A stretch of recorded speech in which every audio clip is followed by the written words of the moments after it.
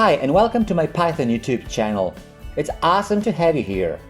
If you like this video, a thumbs up would be great. And make sure to subscribe for future videos.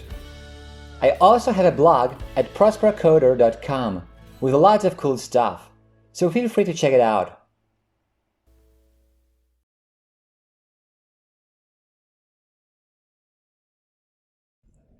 In the previous part of this series, we created the race screen. I also mentioned that the bets and results screens will be injected into the race screen in the final version of the program. But for now, let's create them as independent apps so that we can easily test them. So in this part, let's focus on the bet screen, and in the next part we'll create the results screen. When we were starting with some initial code in part 17, we left the bets.py and bets.kivy files empty. So now we have to start from scratch. First, let's have a look at the final version of the bet screen. So what do we have here? 1. The title label, it reads bets. 2. The player bets, they are pretty complex. 3. The go button, this is just a simple widget. So the layout I think would take care of such a hierarchy well is a vertical box layout. Let's define the bet screen class in the Python file then. It should inherit from box layout, and as you can see, the code is pretty much the same as in the previous Python files. For example, when we were creating the race screen. Naturally, the names of the root widget class and the name of the app are different. Now that we have the bet screen class defined, let's use it as the root widget in the Kivy file. So let's open the bets.kv file. And now here, in its basic form, the Kivy file looks like this. The root widget, it's a box layout, a vertical one. And as you can see, we have three main areas here: the title label, the player bets, and a go button. And now we can have a look at each area one by one. Or maybe rather, let's handle the first and the last one right away, because they are pretty simple and straightforward, and then let's discuss the player bets area in more detail. So, the title label and the go button areas. For the title label, we'll use the bold label that we defined before. It inherits from regular label, which itself inherits from label. We need to add the appropriate class rules above the root widget. As mentioned before, all class rules that are shared by more than one screen will eventually be moved to a separate file, but for now, let's just add them to the bets.kv file. So, we need regular label and bold label. Here, our class rules. Regular label, bold label, we used them before. Now, with these two class rules in place, we can modify our code. So, now I added some padding and spacing here. The title label is just a bold label with the text bets. We set size, hint, and height as well. Then the button is just a regular button with the text go. And we also set some properties like size, hint, size, and pass hint. And now the player bets is just a placeholder for now. It's a simple label with the text player bets. Now let's save this, and if we run the app now, we'll see the following.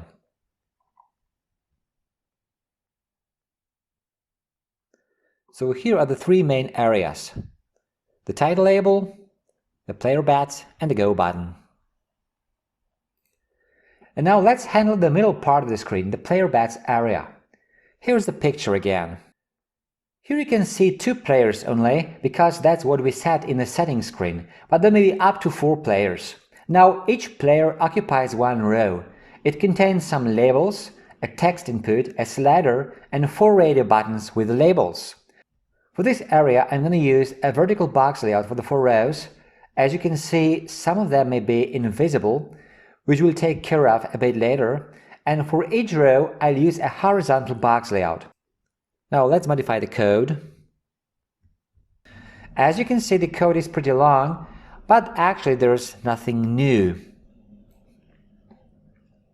So, we have to add some class rules. As for the radio buttons, we'll add the player slug button class. There will be a separate group set for each player because we want to be able to select one slug for each player. If we put all the radio buttons in one group, it would be only possible to select one slug for all the players altogether. Then we have the num_input class, which we define in the settings screen. It inherits from text input, so we can just copy it here. And then we have the bet input class, which inherits from num_input.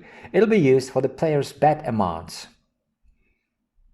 So actually, bet input will differ by width and the Y position only.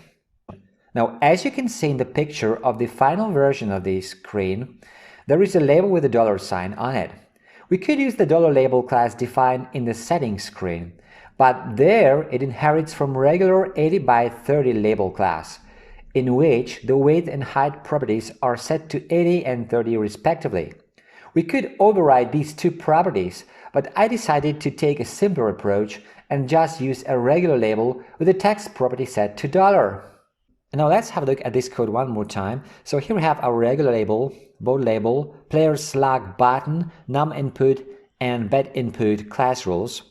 And here's our root widget bet screen. The orientation is vertical. We added some padding and spacing. Now the first area title label, we already handled this before. And now the player bets. This is a vertical box layout.